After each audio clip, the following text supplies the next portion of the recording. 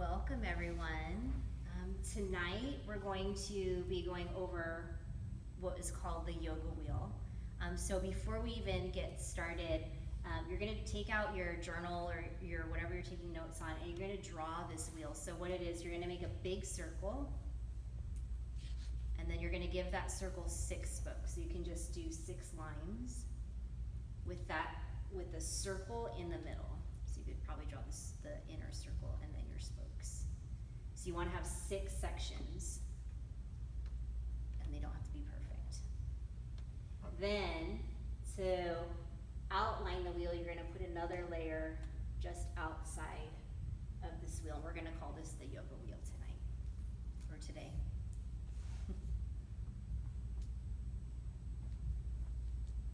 Okay, so you have chosen to take this teacher training for some reason. I'm sure it is partly because you love yoga, but something else has drawn you here.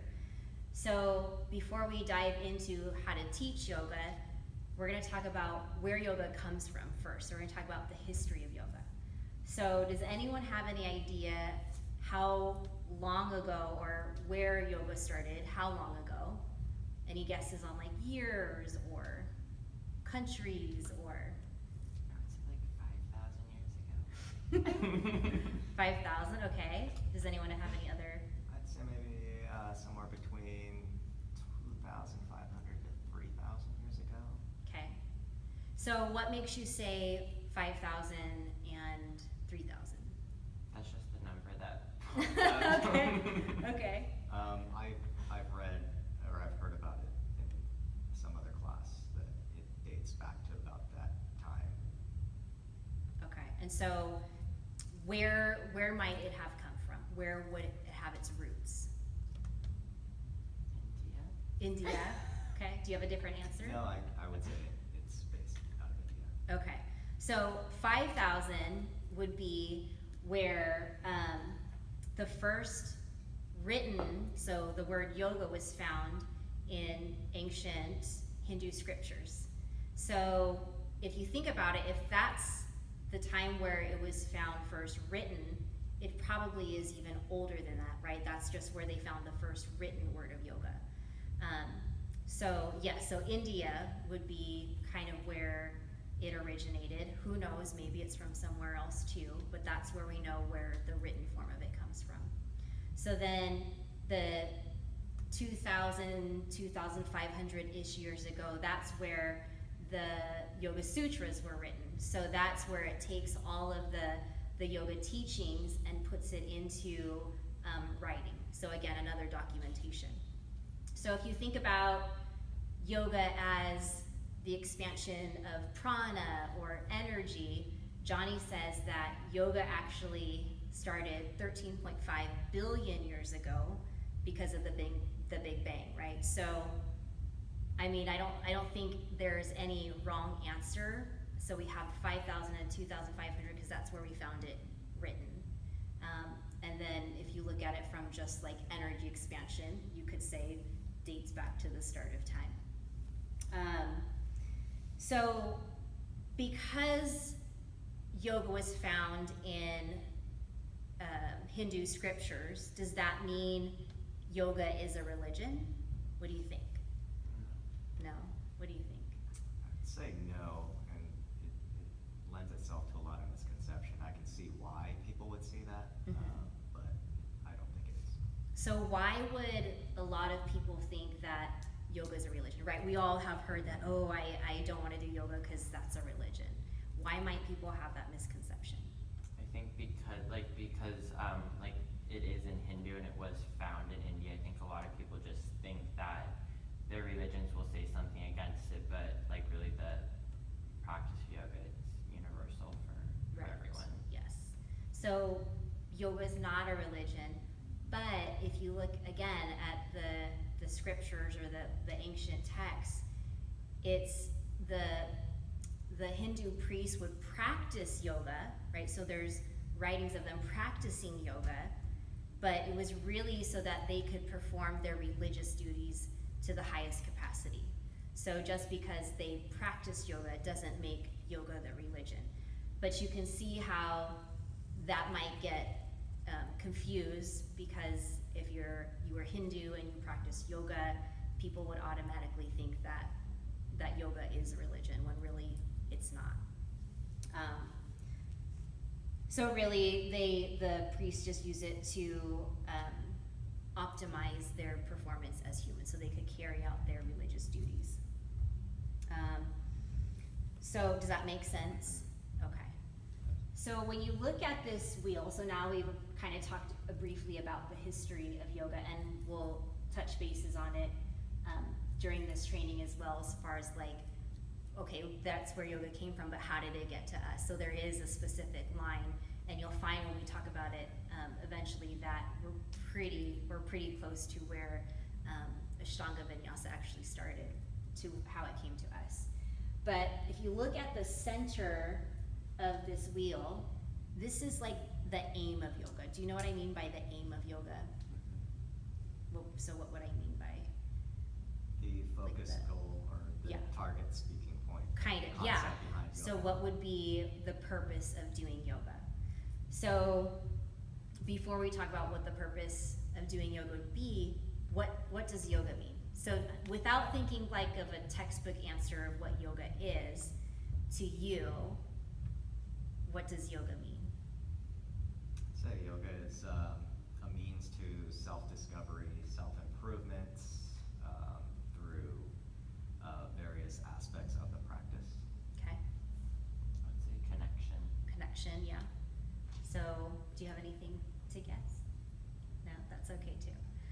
So yoga, the word, so if you break it down in Sanskrit, if you take the Y-U-G, the root of the word yoga means to yoke, Y-O-K-E, not like the egg yolk. So yoke, to bring together. So it's to connect that which was separate. So yoga is about connection. So when we practice yoga, what is like the ultimate feeling, or that ultimate thing that you get when you practice yoga? Freedom. Freedom. Okay, so let's put that right at the center here. So freedom. What else? You gain a sense of more possibilities within yourself and others. Okay, and then it's just put into a word like that feeling that you get when you practice yoga, when you're like, that was the ultimate feeling. I'd say just happiness. Happiness. That accomplishment, that sense of accomplishment, Mhm. and just the positive outlook that Yeah. you obtain. And so like thinking of freedom, when you're free from like say chains, or you're free from things that hold you back, that feels very like what? Liberating. So liberation. You could think of this as like the divine, or God, or whatever you want to call it. Have you ever had a time in your yoga practice where it's like an undescribable feeling? It may last for like a second, or maybe a couple of breaths, but it's, to me, it's like almost an indescribable feeling. But that's kind of like the aim of yoga, right? Is to get ourselves to that place where we're beyond the physical, or we're beyond the thoughts. We're just in that place of our true selves, which is freedom and liberation. Does that make sense? Mhm. Yeah. So that's the aim of yoga, right? So we're trying to connect ourself, or our soul, with the divine, or the universe. So to get to that, there are 6 main forms of yoga that we use to get to the center. So does anyone have any idea of any of those main forms of yoga? And don't worry if you think it's a wrong answer, just whatever comes to mind, whatever you might think. Hatha. Hatha, yes. So what is hatha? That's the actual poses. Yes, The that's physical the practice. connection of the, Om Hat Sen. mhm. So you're moving your body and you're breathing, so you're connecting breath to movement. Yes. So we're gonna come back to this, because that's a pretty big one. what other forms of yoga are the main? I'd say the mantras. So that, yes, good guess. And those are the sound-based Okay. experiences. So mantra, yoga of sound. Have you guys ever been to Donna's class or any of the classes where you might be like oming, or she plays the crystal bowls? Have you guys experienced that? So it's like the vibration, right? The sound. And you can use that to get to this, right? So mantra yoga is the use of sound to calm the mind and to free the spirit. An example of that would be like Donna's class when she does the kirtan. Write that down actually. So yoga of sound. What else you got? Any other thoughts? Let's say the actual academic, scholarly aspect. I don't remember what it's called. I feel like you've studied this. Yes, I'm trying to recall from past lessons learned. So let's let Matthew guess if, Okay. if yeah. The self-study, Okay. I think it's called jhana. Yes. So it's J N A N A. I'm glad to see that your memories of RTT are coming back.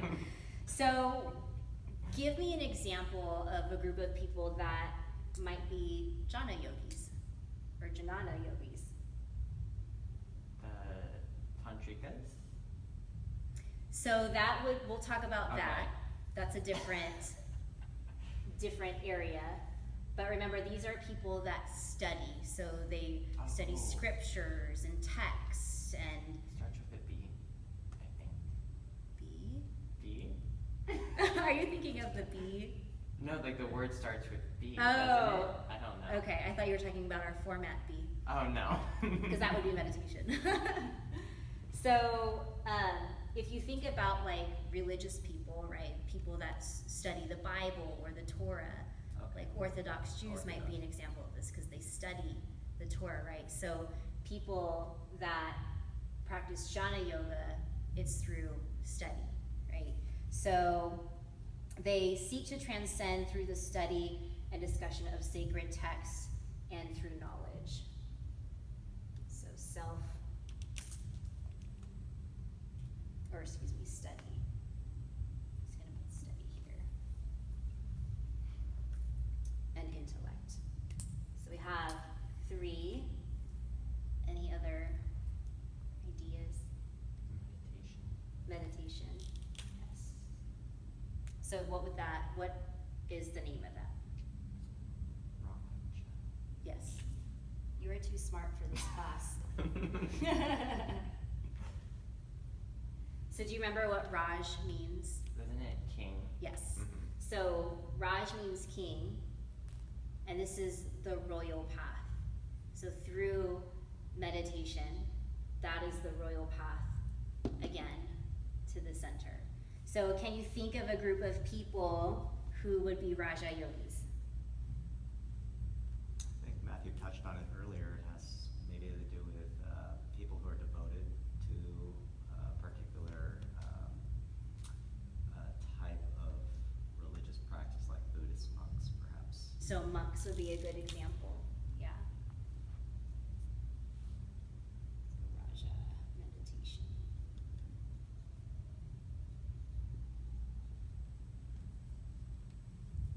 Anything else that you could think of of people who might be Raja yogis? Let's You say- don't have to, just Yeah, one. I would say anybody who spends a lot of time dwelling internally in being very introspective. Mhm. So Um, maybe like a nun or someone from a religious background. Yeah, somebody who's, practices that discipline of Mhm. really focusing inward and just Yeah. communicating. Yep. Yeah. And so with meditation, when you think of yoga in India, they think more of this kind of yoga meditation, right, of sitting in meditation. Whereas here, where we live, yoga is more associated with hatha yoga because we're all about the movement. There's even, it's much more physical here. So this would be more, people think more of like this would be from India, whereas we would be more of hatha yogis. 2 more. Bhakti. Bhakti. So what's bhakti? That's the devotion. Yes. I always think of Donna Yeah, she when I always think of bhakti. shares that with us. Bhakti, devotion. So devotion to what? Isn't it like doing everything like out of like love and sharing it with the community and Yes. everyone around you? So for something more than just yourself, Mhm. right? Love and devotion for something more than just you, right? So, showing great love or adoration for something, a higher purpose or higher being, and I know like for bhakti, a lot of, sometimes it's like tied in with mantra, right? Singing. So you'll notice when we talk about these that a lot of them have similarities and they kind of overlap. So it's not like one type of yoga is very specific and there's no other way. They actually kind of overlap a lot. I was gonna say something about this. Oh, so even if you think about like Christianity, right? You go to church, you sing songs, and you're doing it because you want to be connected to something greater than yourself. So you sing about it, you do it with a group of people because you're that devoted to it. You commit to it every week to go to church on Sunday. So that would be an example of bhakti, devotion. And then there's one more main form of yoga. So karma. Yes. So what would karma yoga be? Karma is good, it involves good deeds. How does it involve it? It basically, you put out the good deeds, and in return, good things happen to you is the general concept.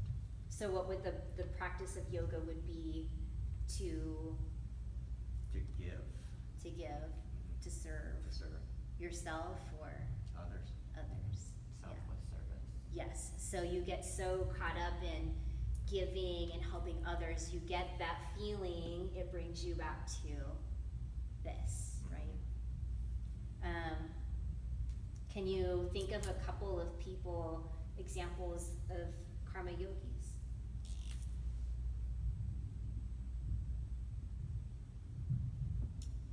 Like probably history's most giving folks, the people you hear so much about, are Mother Teresa, Mhm. all her work with the poor, the sick.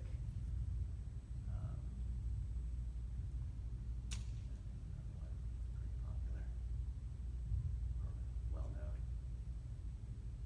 Any other? Like I feel like anyone in history, like Mhm. any of the big names that The big like big civil wigs. rights movement, like anyone who's like stood up for something or Yeah. Yeah.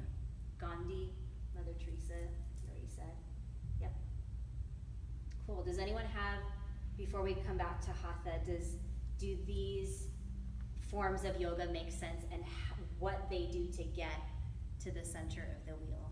Does that make sense, or do you have any questions? Okay. So let's focus on hatha yoga for a little bit.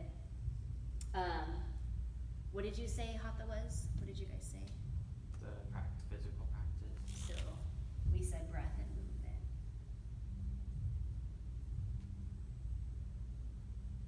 Physical.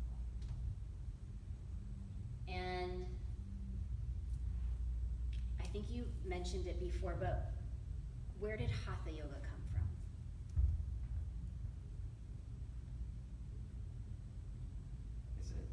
Are you asking about where it originated from, or where? Yeah, like who started practicing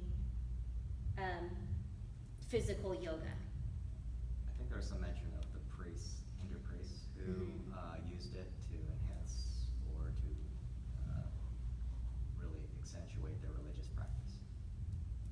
so that, and we're actually gonna move even before that.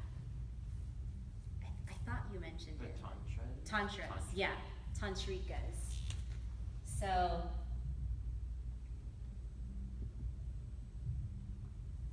the tantrika yogis. So the tantrika yogis were, they were actually before the 5,000 date that we talked about.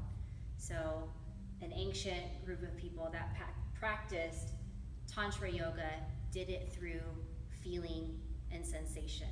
So if you break down the word tantra, actually that says tantrika, but if you break down the word tantra, what does tantra or tan mean?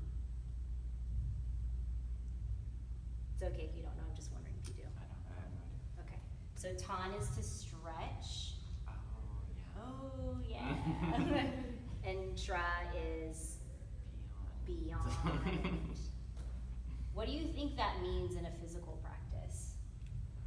To really push your personal boundaries as far as physical sensation. Mm-hmm. Yeah. Is it only physical? No, it could be mental, psychological. Through the physical, right? Through the physical. From feeling first. So when most people think of tantra, what do most people think of? Or you guys don't think about it? Yeah, I was joking with somebody about it earlier, and the first time I ever heard the term tantra in any form in the pop culture was something to do with Sting and his practices of really experiencing sensations and really delving into that practice of love in the physical realm with his wife. Yeah. And that's, I was reading some article about it, and I thought it was unusual, but it was all about prolonging sensation and really moving beyond and really just. So in one word, what do most people think of when they hear tantra? Oh, probably sex. Yeah. Right? Oh, yeah. Most people, Matthew's like, wait, what? Do I know this? Right? And there's a lot of, the reason why is because that is one way to experience sensation is through sex, but that's just one way. There are so many different ways to feel your body physically, and that's what it is. It's not just certain parts of your body, it's from top of your head down to your toes, everything that you're feeling. And so the tantrika yogis, they rejected religion because they didn't believe that it was through something outside of yourself, a different person or being or deity. They believed that to get to this freedom and this liberation, you go within, because this is already inside of us. So in order to go inside, we have to first feel our bodies before we can go deeper. So that's why they practiced physical sensation.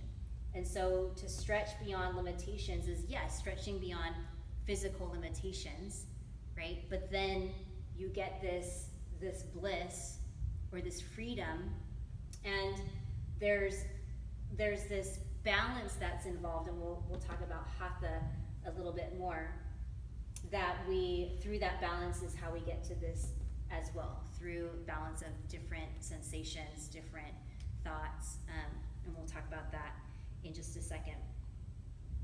So let's go back to hatha. So now that we know that hatha came from the tantra yogis, we can now go back to this and let's break down hatha. Does anyone know what ha and tha mean, or ta? The polar opposites of heat and cold. So it's actually hot sun. And did you say it? I said cold, but So probably cold wind. Yes.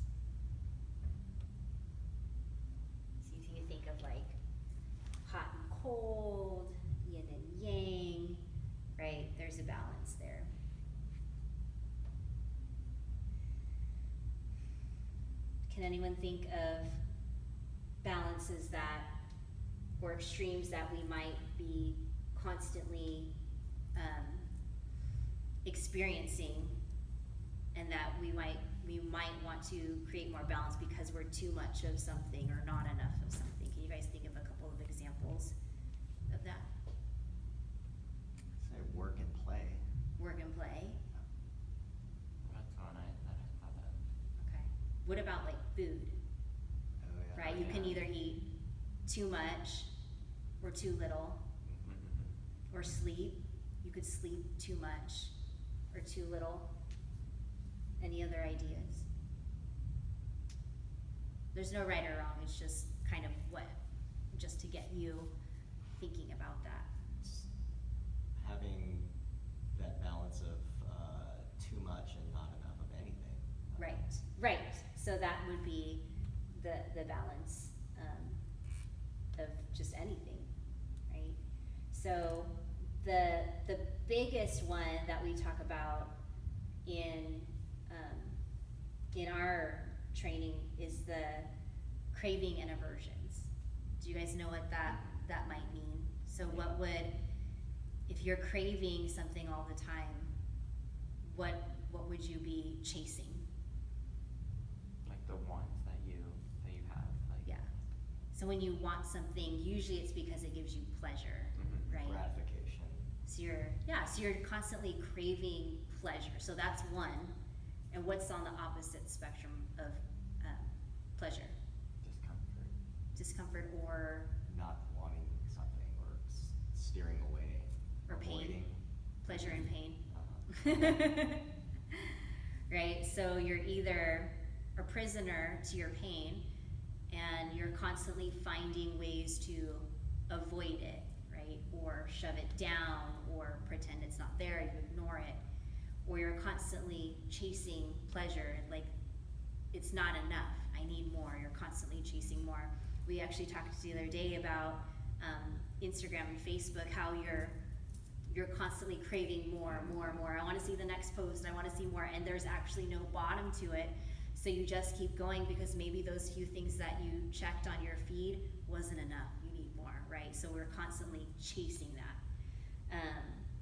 And so when we practice yoga, again, it's just another way to find balance, to find equilibrium, freedom, liberation. It all comes back to the center of this wheel.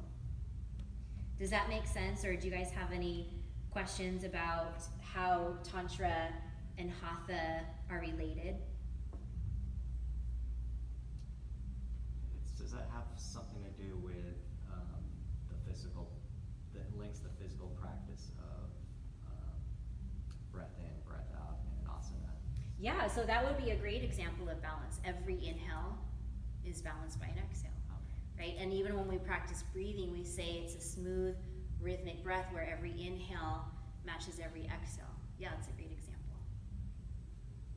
Good job. So the main thing here with Tantra Yoga is that your sensual experience, your feeling experience brings you to the seat of the divine, or that freedom, or that liberation, or God, whatever you want to call it. And so this is what we practice in Life Power Yoga. This is what you're going to be teaching. You are a Tantrika yogi practicing Hatha Yoga. Yes? Yes. Mhm. Cool. So, now that we have these main forms of yoga, with this common goal of getting here to the center of this wheel, again, some of these ideas overlap with each other. So you can be a Hatha yogi and a Bhakti yogi and a Karma yogi. It's not like one and not the other. These kind of tie together. So in order to practice these to the best possible way we can, to do it safely, to do it with integrity, the outer part of the rim is kind of like a wrapping, and these are like the morals and the ethics of it's like how you choose to live. So it's not just when you decide to go to yoga and practice on your mat. This is how you live your life, right? So ethics and morals, similar in religion to like the Ten Commandments, right? They're guidelines. I don't want to say rules, but they are guidelines to help you perform this better so that you can get to this. And if you are causing pain, or if you're causing, like if you're not practicing your integrity so much that it affects other people outside of yourself, you can't keep practicing this, right? Because if you're disrupting things outside of yourself, are you really honoring the practice with as much devotion as you can, right? Or honor, whatever you want to call it.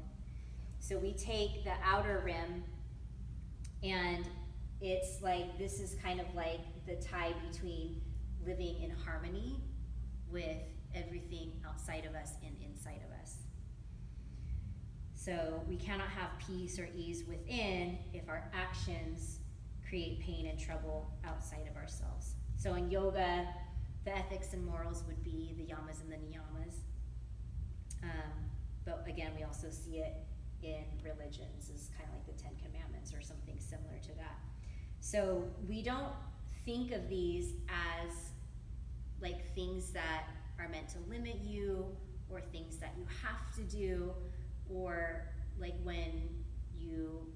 even when you do yoga, like you're not expected to be perfect, right? So you're not expected to be perfect in your ethics and morals, but you are expected to do the best you can, right? So that as you're doing the best that you can to keep your integrity, then you can keep practicing your yoga as best as you can, and that's gonna continue to lead you back to the center.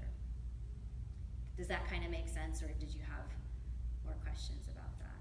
It does, because nobody's perfect, and it seems that there's no way to hold it together all the time. We're human, so any break in that outer rim is gonna happen.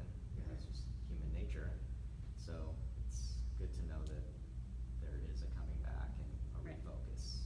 So what do you do bring if it you back. feel like you've like messed up or made a mistake? What do you do? Are you done? Yeah, you just start again. Acknowledge it and accept it and just move on and learn from what has happened and just tune back And you in. do the best you can. Do the best you Yes. can. So we're gonna move into the 5 precepts. So if you'll turn to page 13, which is actually, you guys just have a handout, is the 5 precepts. So these are our ethics and our morals, and we took these from the teachings of Buddha, and in the simplest forms, it's, I will abstain from killing, I will abstain from stealing, I will abstain from sexual misconduct, I will abstain from telling lies, and I will abstain from taking intoxicants. So again, when we read these, they can feel a little intense. So what we'll do is we're gonna read them together, and these are commitments that you're making for this teacher training.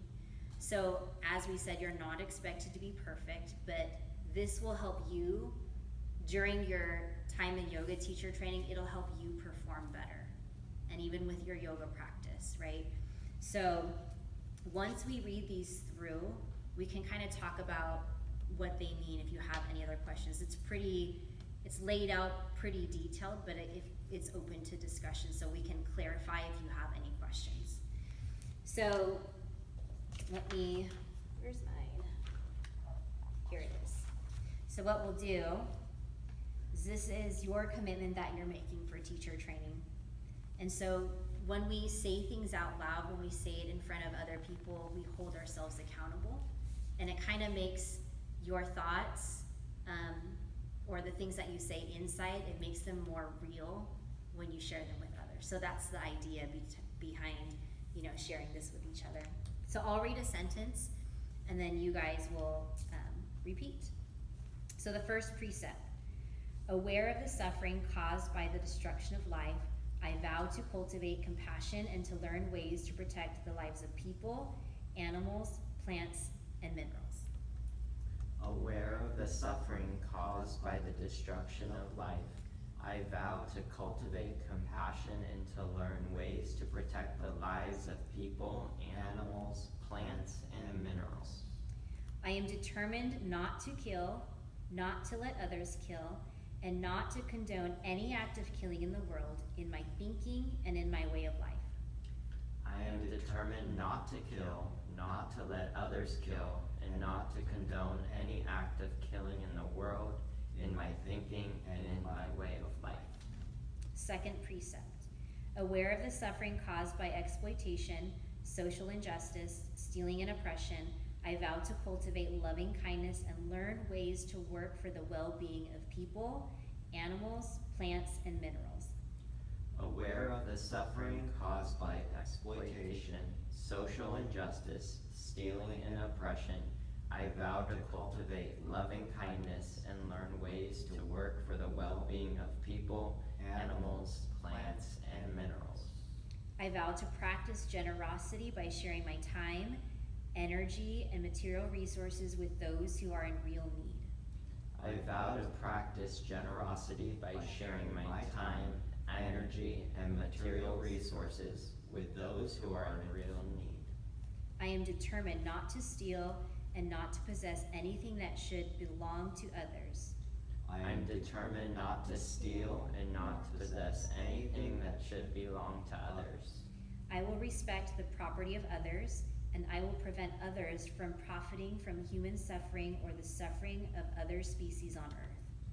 I will respect the property of others, and I will prevent others from profiting from human suffering or the suffering of other species on earth. Third precept. Aware of the suffering caused by sexual misconduct, I vow to cultivate responsibility and to learn ways to protect the safety and integrity of individuals, couples, families, and society.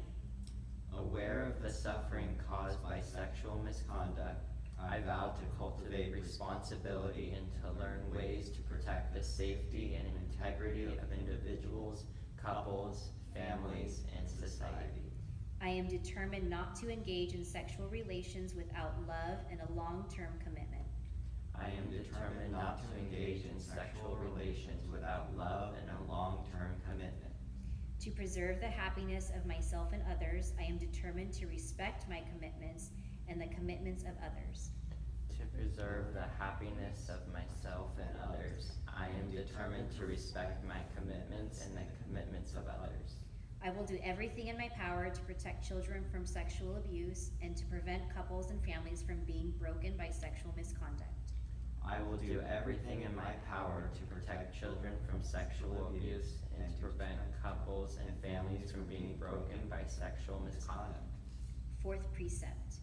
Aware of the suffering caused by unmindful words and the inability to listen to others, I vow to cultivate loving speech and deep listening. Aware of the suffering caused by unmindful words and the inability to listen to others, I vow to cultivate loving speech and deep listening. Knowing that words can create happiness or suffering, I vow to learn to speak truthfully with words that inspire self-confidence, joy, and hope. Knowing that words can create happiness or suffering, I vow to learn to speak truthfully with words that inspire self-confidence, joy, and hope.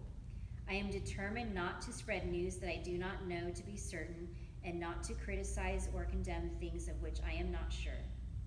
I am determined not to spread news that I do not know to be certain and not to criticize or condemn things of which I am not sure. I will refrain from uttering words that can cause division or discord, or that can cause the family or the community to break. I will refrain from uttering words that can cause division or discord, and that can cause the family or the community to break. I will make all efforts to reconcile and resolve conflict, however small, and to speak in ways that bring joy and happiness to others and that relieve others of their suffering. I will make all efforts to reconcile and resolve conflict, however small, and to speak in ways that bring joy and happiness to others and that relieve others of their suffering. Fifth precept. Aware of the suffering caused by unmindful consumption, I vow to cultivate good health, both physical and mental, for myself, my family, and my society by practicing mindful eating, drinking, and consuming. Aware of the suffering caused by unmindful consumption, I vow to cultivate good health, both physical and mental, for myself, my family, and my society by practicing mindful eating, drinking, and consuming. I vow to ingest only items that preserve peace, well-being, and joy in my body, in my consciousness, and in the collective body and consciousness of my family and society. I vow to ingest only items that preserve peace, well-being, and joy in my body, in my consciousness, and in the collective body and consciousness of my family and society. I am determined not to use alcohol or any other intoxicant, or to ingest foods or other items that contain toxins, such as certain TV programs, magazines, books, films, and conversations.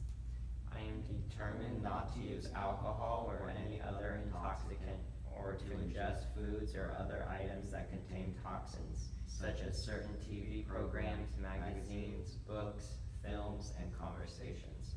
I am aware that to damage my body or my consciousness with these poisons is to betray my ancestors, my parents, my society, and future generations. I am aware that to damage my body or my consciousness with these poisons is to betray my ancestors, my parents, my society, and future generations.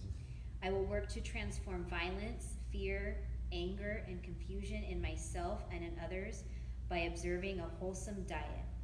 I will work to transform violence, fear, anger, and confusion in myself and in others by observing a wholesome diet. I understand that a proper diet is crucial for self-transformation and for the transformation of society. I understand that a proper diet is crucial for self-transformation and for the transformation of society. Okay. So, this is actually the second time that you've read it, because in your interview, we already did this. And it can feel kind of heavy, right? Like a lot of like rules.